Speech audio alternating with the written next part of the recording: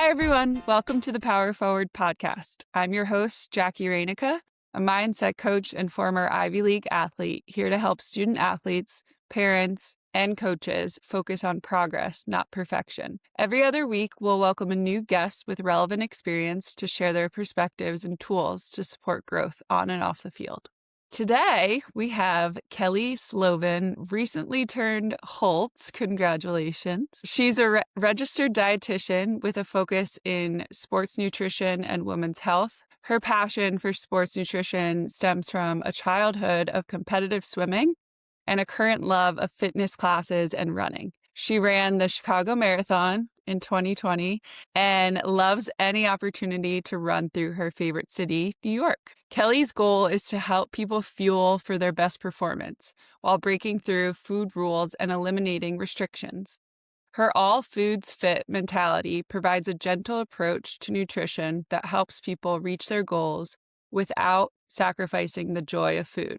In graduate school, she focused her research on relative energy deficiency in sport, or REDS, and went on to publish her work about educating sports professionals on the role they play in REDS detection and intervention. Kelly is passionate about spreading awareness on the health and performance consequences of underfueling in sport, not only to athletes, but to everyone in their circle of support. And we are so lucky to have her today. So thank you, Kelly. Yeah, I'm so excited to be here. Yay.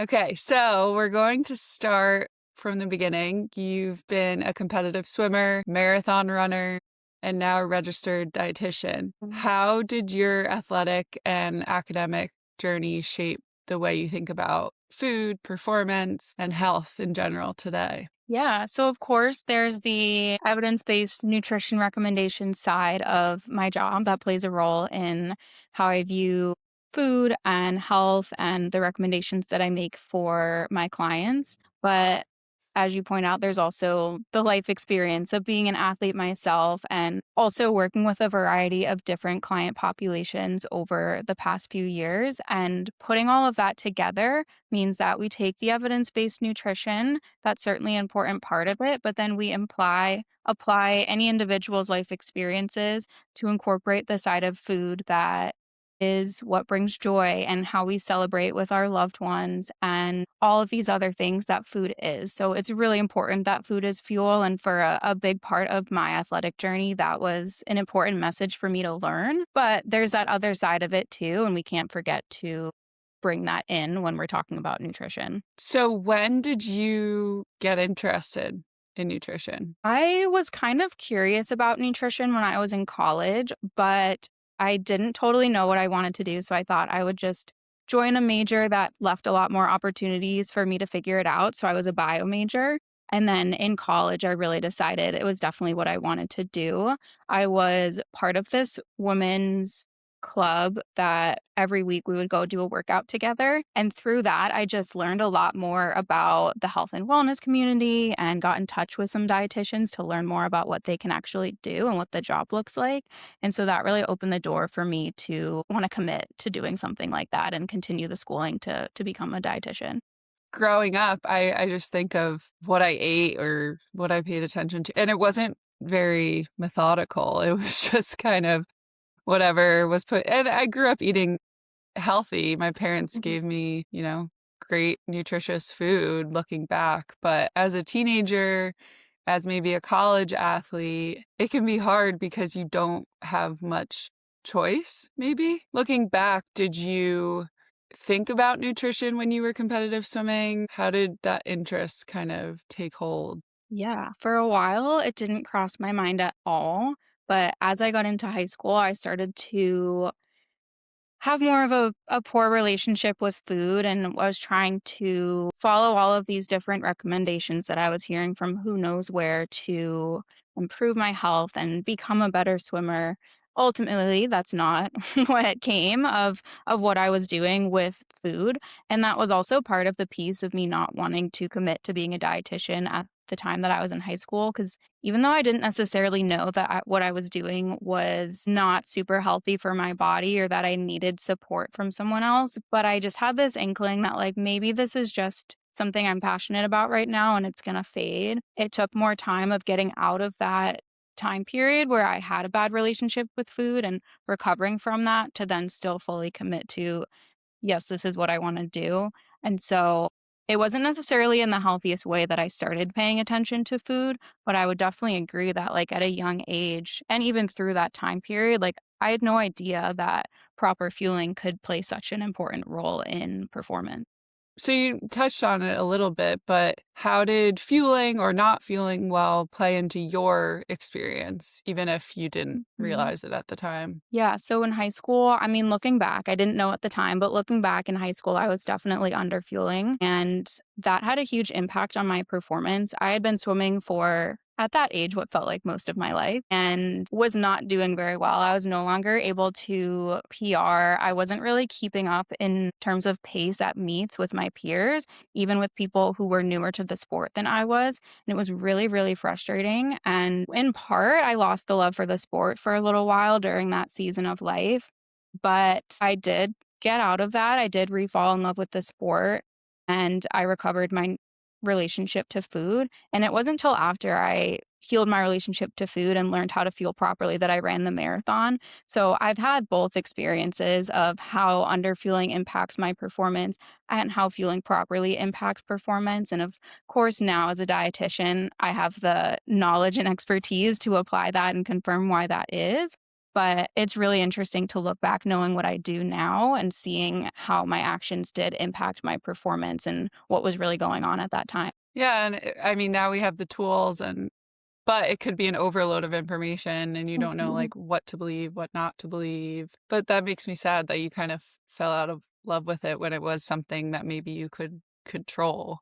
Thinking about things we can control, what might be some signs that an athlete is under fueling? So period loss is a really common sign of underfueling for menstruating athletes. Of course, not every athlete has a period, but that's a really big one. And one misconception is that it just means that you're working really hard, but it means you're maybe working too hard and not getting the proper recovery alongside of that. So that's a really big one. If your period is irregular or missing, or maybe it disappears during the season and comes back during the off season, something's not quite right there with fueling. The way your body can recover from injury or illness is also a sign of underfueling. If it's taking a lot longer than normal to recover from either of those, if you keep getting injured frequently or keep getting sick frequently, that might be a sign that your body isn't properly fueled. And then we can also tie underfueling into mental health and our brain function because just like every other muscle in your body, your brain needs fuel to function properly too. So things like having trouble concentrating in class or even during practice, being really irritable, or even just struggling more with your mental health as an athlete, that could be a sign of underfueling and your brain not getting all of the fuel that it needs to work its best. Hmm. And explain to us a little bit more about REDS. You've done quite a bit of research, but how would you explain it in a way that athletes and parents can understand without creating any fear? Yeah, that's a really great question. So, RED stands for relative energy deficiency in sport. So, it's essentially what happens when we are under fueling, especially for a significant amount of time. And I like to compare our bodies in the red state to your phone battery. So, if you think about using your phone, you probably use it every day, probably not all the way to the battery getting to zero, and then you recharge it at night, regardless of how much battery you used. And that's kind of like us and expending energy and then refueling. We expend energy through exercise, through using our brain power in school or in work, through if you're sick, and we need to refuel to get back to 100%. Now, if your phone is its battery is really draining and it's getting close to zero, it's probably going to ask you to go into low power mode.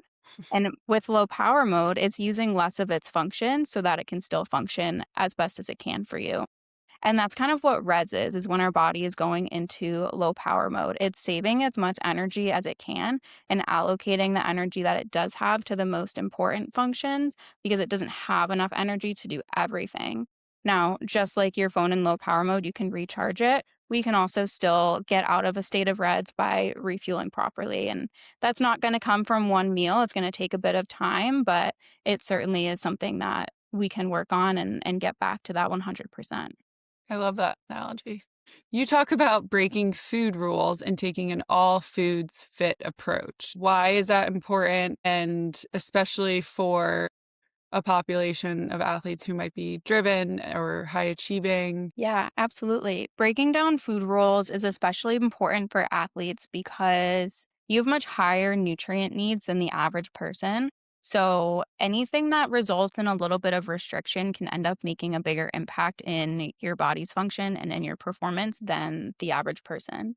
And when I say restriction, that can be intentional or unintentional. And it doesn't necessarily mean cutting back on calories or intentionally trying to undereat as a whole. From food rules can come from limiting the specific types of food that you let yourself have or the amount of a specific type of food you let yourself have. It can come from putting some sort of brackets on what time of day you allow yourself to eat, if you have to stop eating by a certain time or don't start until a certain time. All of those can end up having a big impact in the bigger picture of your body's fueling and recovery from all of the energy you're expending in sport. And for athletes especially, you guys are really driven, really passionate about what you're doing. You want to do everything you can to improve performance, and that's a really awesome quality to have. But there's a fine line when it comes to food and making adjustments to your nutrition, where it can easily teeter from making those little adjustments to improve performance and starting to have those food rules pile up and lean towards the side of restriction. Or even getting obsessed with it Mhm. and, counting calories or figuring out what you need to eat at what time. But that's one thing. On the other side, I know in school, there are specific times allocated to when Mhm. student athletes can eat. Maybe they're not allowed to have a certain snack throughout the day. How would you recommend student athletes think about their day leading up to their practice or game and how to optimize their nutrition? Yeah, great question. Especially if snacks aren't allowed or you don't really have the time to fit them in, it can certainly get tricky. So Right. you really want to lean on the meal times that you do have to make sure you're having a full portion and something that's going to last you the amount of hours you have until you the next time that you can eat. So thinking about breakfast early in the morning, I know that's something that a lot of my clients struggle with. If they have early mornings, they don't have that much of an appetite to eat. But if you Mhm. know you're not gonna really be able to eat again until the designated lunchtime in school, we do need to pack in the nutrition, and that's something that you can train your body to get used to, and you can certainly start small and build up, but you can also lean on the things that aren't gonna feel as hard to eat when you don't want to, like the smoothies and having milk or chocolate milk paired with something to really boost the protein content. There's a lot of ways around it, and so making sure you're packing in the nutrients is one thing. And then outside of school hours, doing what you can to eat on a more frequent basis so that you still are getting all of the nutrients that you need. Because as an athlete, as I said, you have really high nutrient needs, and those can be hard to meet just through 3 meals. Usually, we do need to add in a few snacks to help boost how much you're eating because you can only eat so much in one sitting and still be comfortable. So maybe the snacking is later in the day rather than in the middle of the day while you're at school, but that's something that we can play around with depending on your schedule. And then moving on to college too, you have more freedom. So Mhm. now all of a sudden you do need to think about being intentional. Maybe you don't have a dietitian or nutritionist on staff, and it really is up to you to make sure you get proper fuel. So I love that. Adding more snacks. Are there any other tips or tricks you could share? Yeah, in high school or sorry, in college especially, or even after college, but in college, what you can do is make sure you always have backup snacks. So even if it's not the designated time that you're planning for, or you usually get hungry at a certain time and not the rest of the time, so I don't need anything. Having the backup snacks can help for the days that you randomly are hungry in the middle of class or in between practice and going to class later. Having the backup snacks is key, and whether or not that's something that you can get from your school or maybe you have to keep in your dorm yourself, just keeping something in your bag for those times that you don't always know what's going to come is is a great way to make sure that you can stay on top of your fueling. And I know this is a very individual topic. Like everyone has their own needs and they, their body reacts differently or needs certain nutrients that maybe others don't. But in general, what can parents, coaches, trainers do to support healthy fueling and performance without, putting more pressure on it or making it stressful? Yeah, I'd actually say the language that you use as an athlete or a coach or anyone in the circle, sorry, as an athlete parent or Hmm. anyone in the circle of the athlete, the language that you use can actually play a big role in supporting your athlete's nutrition rather than giving them specific advice or recommendations on what they need to be doing. And when I say the language, I'm mostly talking about how we view food. So taking away any language that puts a morality to food, so saying some things are good and some things are bad, that can really make a big impact in the athlete's relationship to food and how they view it for refueling. And there's a lot of different ways that this can be kind of sneaky. And oftentimes we mean well, we mean the best when we're saying these things to an athlete, but they can still come across in a different way if someone is struggling with something that we don't know about. So avoiding the terms of good and bad, but also food terms like junk food automatically kind of categorizes things as bad and can make someone feel guilty for then eating them later on. So keeping the language neutral and keeping it away from appearance as well is an important aspect of that too. So even, commenting on, hey, you worked really hard in practice today, make sure you thank your body by having a filling meal after practice, that can go a really long way. And you're not necessarily saying, hey, make sure you're including all of these things on your plate. We're just Hmm. at baseline making sure you're eating enough. And that's always the number one priority above what it is that you're eating. If there is maybe one thing that an athlete were to take away from working with you or from listening to this, what would your advice be to them? My advice for that one takeaway would really be to remember that you can't run on empty, and food is the way that you can fuel your body to recover and properly prepare for whatever's next, whether it's the next practice, the next game, the next meet. That's the role that food plays, and it has a much more positive role in your performance rather than negative. I know you've done a ton of studying and you keep up to date on the latest research, but is there a specific book or podcast, any resource you recommend? Yeah, so a really great resource for athletes, and I mean, for any parent or coach who's also interested, but the book called How She Did It, it's written by two runners, Molly Huddle and Sarah Slattery. They're both professional runners, and they interviewed a whole bunch of professional runners to talk about their journey, and it ties in a lot of the themes that we talked about today and the importance of fueling properly. And even if you're not a runner, you can get a lot out of it. So I definitely would recommend it. For coaches and parents specifically, there's a podcast called Real Talk for Sports Parents by Samantha Livingstone, and that's a really awesome resource too. This is a question that is only really relevant to me, but maybe it could be relevant to others. So I trained for a marathon Mhm. a while back and I didn't really know what I was doing in terms of training. Looking back, I wish I cross trained. I wish I took nutrition seriously and figured out kind of how my body reacts to different foods. But I ran two half marathons leading up to the marathon. Mhm. Both times, like less than a mile left in the race, I threw up. Mhm. And then during the marathon, I finished the race and actually had like hypothermia. I was at like 90, my body temperature was 90 degrees and I couldn't stop Okay. shivering. So I'd love to hear maybe what you would tell me after that first half marathon, preparing for the second one. Yeah, it definitely sounds like hydration is more the issue. Certainly, fueling could play a role in it, especially with the vomiting. But hydration has such a big impact in how we feel when we're performing.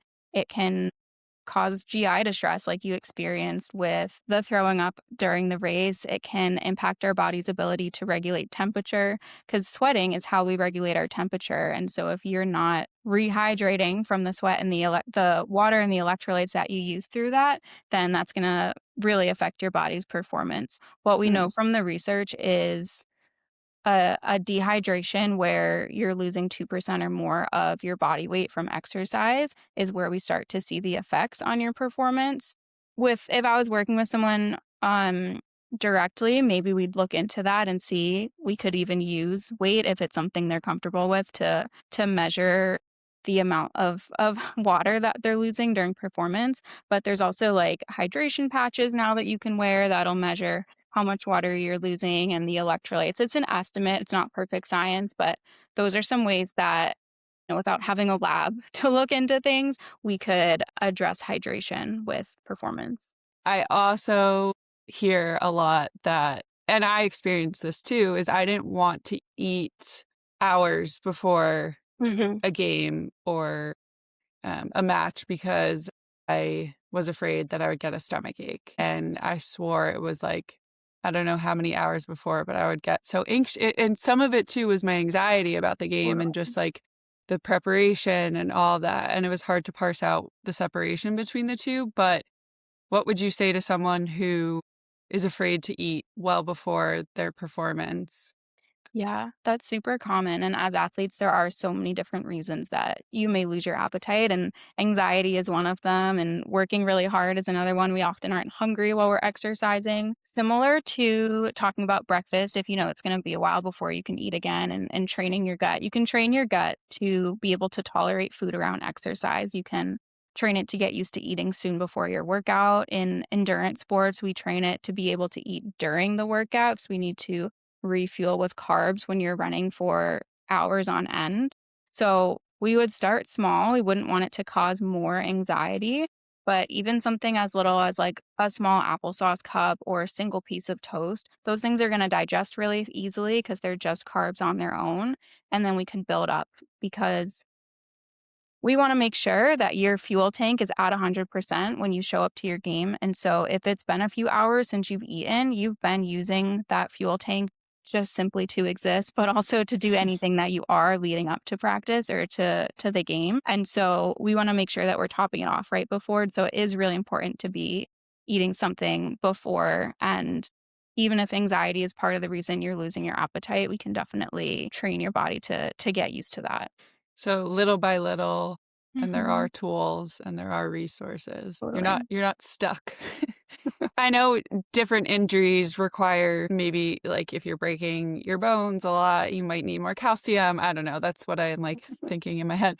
But in general, if you're coming back from any sort of injury, are there any specific foods or types of foods you recommend? That's a great question. The fueling through injury is very unique because your body is still using a lot of energy to work on recovery. So it can feel really scary to still be fueling when you're no longer working out as you were previously. You still have high nutrient needs. So that is part of it, that you still are going to be needing to get more of just all of your macronutrients than if you were not working out and not injured. And anti-inflammatory foods are also a big part of that. So getting lots of your fruits and vegetables and whole grains and healthy fats, those are going to really support the recovery process too. And of course, those are all foods that we want a lot anyways. So it's kind of like a funny thing where we have more emphasis on some of the things that you already hopefully are incorporating or are working on incorporating. It just Mhm. might look a little bit different in the allocation of how much of each individual food groups we're focusing on. If I wanted to work with you, what Mhm. does the process look like? Yeah, so I work with clients in one-on-one sessions, and what we do is in the initial session, we're kind of going over essentially your life story. We're going over what are your goals for working together, what are the challenges that you've been having that brought you to me. But we're also talking about your lifestyle. What is your school schedule if you're in school? What is your work schedule if you're working? What does your training schedule look like? Your hours of sleep, your stress, all of those things play a role in your nutrition. So it's helpful for me to learn all of that at the beginning. And then we're going to continue to work together, meeting probably weekly or every other week and making those small adjustments. As we just said, it takes small steps to make a bigger change. And so by meeting on a more regular basis, we can make those small steps. And if it goes really well, then we'll continue adding to it and building up.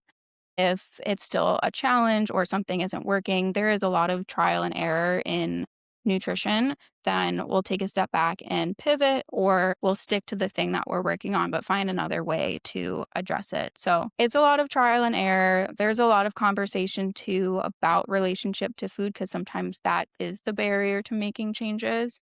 Mm. So it's something that the change comes in the long term and the bigger picture of working week after week for a few months or maybe more. But it's really rewarding because you can see the effects of the change that you're making. Do you ever work together with a therapist or psychiatrist? Say I have a therapist too, and I'm Mhm. working through that relationship I have with food.